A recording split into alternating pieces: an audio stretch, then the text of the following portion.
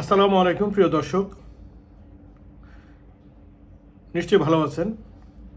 প্রথমে আপনাদের প্রতি বিনয় বিনয়ে শুরু বলছি, যারা এখনও আমার চ্যানেলটি সাবস্ক্রাইব করেন না, দয়া করে আপনারা একটু সাবস্ক্রাইব করে দেবেন। আমি যাতে অন্তত বেশি না হোক, অন্তত মাঝে মধ্যে যেন আমি আপনাদের শরণাপন্ন হতে পারি, দুটো কথা বলতে পারি। আমি প্রথমেই বলি, সবসময়ই বলি যে আমার থেকেও ভালো আপনারা বুঝেন।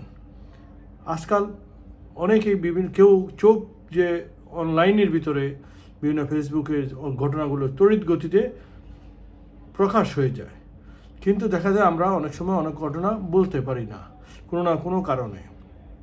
তাই আমি এখন আপনাদের সামনে যে কথাগুলো বলবো সেটি হলো অত্যন্ত সংক্ষিপ্ত, এখানে তেমন কিছু নেই। রাজনৈতিক ইস্যু, কিন্তু বক্তব্যটা সেনাপ্রধানের।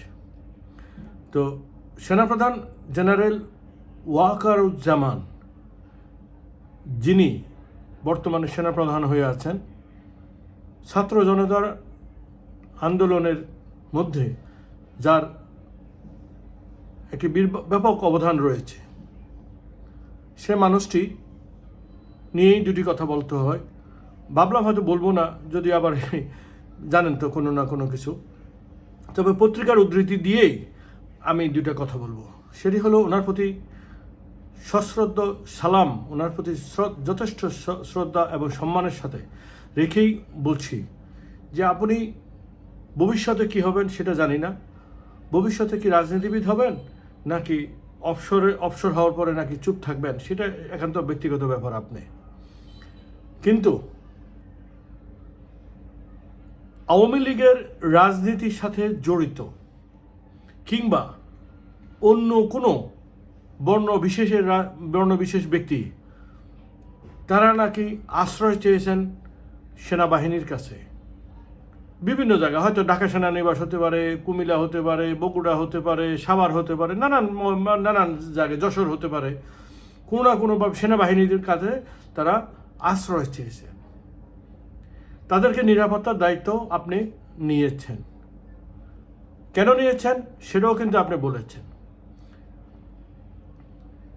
তবে সাধারণ মানুষ প্রথম কিন্তু বুঝতে পারে নাই, আসলে কি বুঝতে পারে নাই, যে আওয়ামী লীগের সভানেত্রী শেখ হাসিনা, সাবেক প্রধানমন্ত্রী শেখ হাসিনা, তিনি আপনাদের সাথে বৈঠকের পরপর, রিজিগনেশন লেটার সাইন করার পরপর, তিনি কিন্তু তার বোনকে নিয়ে তিনি ফ্লাইটে করে তিনি চলে গেলেন ভারতে।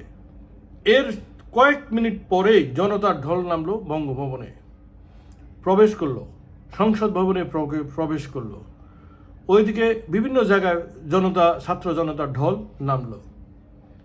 কিন্তু এই সারা বাংলাদেশে যখন এই তুলকালামগুলো ঘটে, তখন নিশ্চয়ই মন্ত্রী মহোদয়, এমপিরা, অনেক মন্ত্রীরা যারা বিভিন্ন উচ্চবাচ্য বক্তব্য দিয়ে জনগণকে শাসিয়েছেন, সেই সব মন্ত্রীরা এবং এমপিরা সন্ত্রাসীরা, আওয়ামী সন্ত্রাসীরা, তারা কিন্তু ঢাকা শহরে কিন্তু ছিল বেশিরভাগ। কিন্তু তারা গেল কোথায়? হঠাৎ গায়েব। এই যে গায়েব, কেউ বলছেন যে আওয়ামী লীগের সভানেত্রী শেখ হাসিনা আগেই অনেকে পার করে দিয়েছেন, কারণ আগে অনেকগুলো ছবি, অনেকগুলো পিকচার আপনি বিমানের যে প্রকাশ পেয়েছে, সেটির আলোকে কিন্তু মানুষ ধারণা করেছিল, হয়তো অনেকেই বলেছেন কিছু রয়ে গেছে, হয়তো কোথাও না কোথাও থাকতে পারে, লুকিয়ে থাকতে পারে। কিন্তু সেই ব্যাপারটা আপনি কিন্তু খোলাসা করে দিয়েছেন গতকালকে। কোথায় দিয়েছেন? রাজশাহী সেনানিবাসে সেই আপনার এক বক্তব্যের মধ্য দিয়ে সেটি এখন খোলাসা হয়েছে। তবে আপনি যেটা বলেছেন সেটা আমি একটু বলি দর্শকদের উদ্দেশ্যেই, হয়তো দর্শকরা ইতিমধ্যেই অনেকে দেখেছেন, যে তারপরও গণমাধ্যমে যেটুকু এসেছে সেটুকু আমি বলি, আংশিক বলবো, পুরোটা বলার মতো সুযোগ নেই। জীবন বিপন্ন হতে পারে ধর্ম বর্ণ নির্বিশেষে, এমন অনেককেই সেনাবাহিনী আশ্রয় দিয়েছে বলে জানিয়েছেন সেনাপ্রধান জেনারেল ওয়াকারুজ্জামান। তিনি বলেন, আমরা তাদের আশ্রয় দিয়েছি, তবে তাদের প্রতি যদি কোনো অভিযোগ থাকে, মামলা হয়, তাহলে তারা শাস্তির আওতায় যাবেন।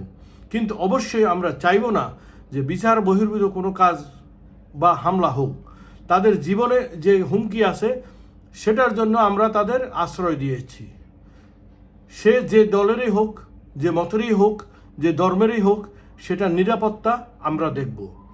মঙ্গলবার বিকেলে রাজশাহী সেনানিবাসে নির্ধারিত কর্মসূচি শেষে সাংবাদিকদের এসব কথা বলেন তিনি। সংখ্যালঘু ইস্যুতে রাজশাহী বিভাগের 8 জেলায় কিছু ঘটেনি বলে জানিয়ে সেনাপ্রধান বলেন, সংখ্যালঘু যে ইস্যুটা আছে দেখলাম যে এখানে রাজশাহীতে একেবারেই ওরকম কোনো ঘটনা ঘটেনি।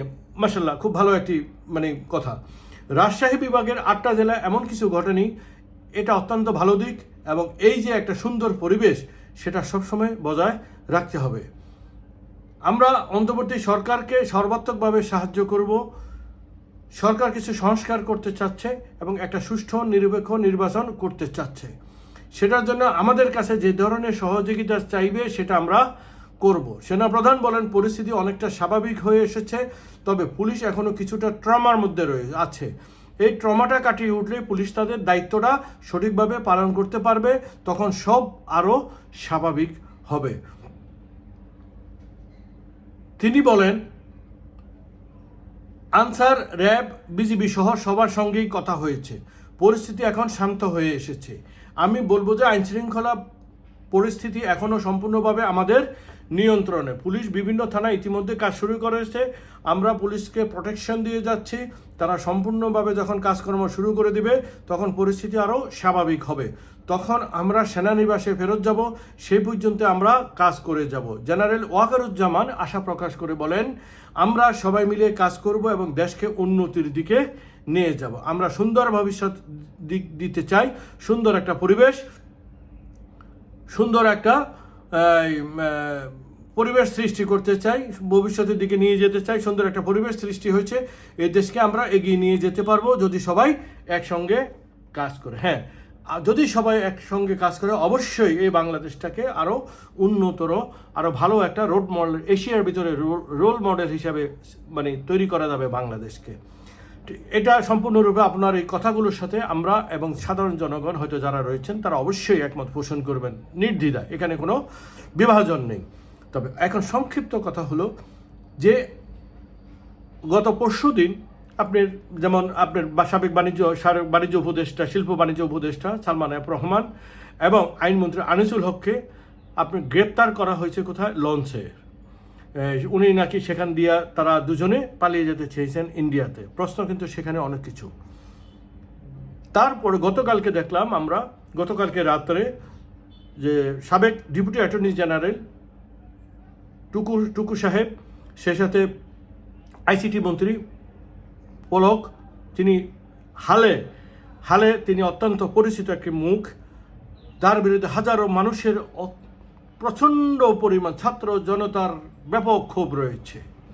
পাশাপাশি ঢাকা বিশ্ববিদ্যালয় ছাত্রলীগের সাধারণ সম্পাদক সৈকত, এদের 3 জনকে একটি জায়গায় পাওয়া গিয়েছে, সেটা হলো নিকুঞ্জে। ঠিক এরকম এই যে আস্তে আস্তে তার অনেককে গ্রেপ্তার দেখানো হচ্ছে, আসলে কি এরা কি সেনানিবাসে ছিল? একটু এই জিনিসগুলো যদি আওয়ামী লীগ যেই ধরনের কাণ্ডগুলো ঘটাতো, কাউকে অ্যারেস্ট করা হয়েছে ঢাকায়, দেখানো হয়েছে বগুড়ায়, কাউকে অ্যারেস্ট করা হয়েছে বগুড়ায়, তাকে দেখানো হয়েছে খুলনায়, ঠিক এই যে কাহিনীগুলো সাজিয়ে তারা জনগণের সামনে আসতো, জনগণ কিন্তু তাদের সেই নাটকগুলো কিন্তু বুঝতে পারত। এখন এই যে 2 ধরনের গ্রেপ্তার, গতকালকে রাত্রে এবং গত পরশুদিন, এই দুটো গ্রেপ্তারে মানুষের মনে ব্যাপক সাড়া জাগিয়েছে। মানুষ কিছুটা হলো সন্দেহের চোখে দেখছে। অর্থাৎ আপনার এই বক্তব্যের পরে গতকালকে আপনি যে বক্তব্যটা দিয়েছেন, এরপরে এই সন্দেহগুলো দানা বাঁধতে শুরু করেছে। আশা রাখি অবশ্যই জনগণ, দর্শক সেটি বুঝতে পারবেন।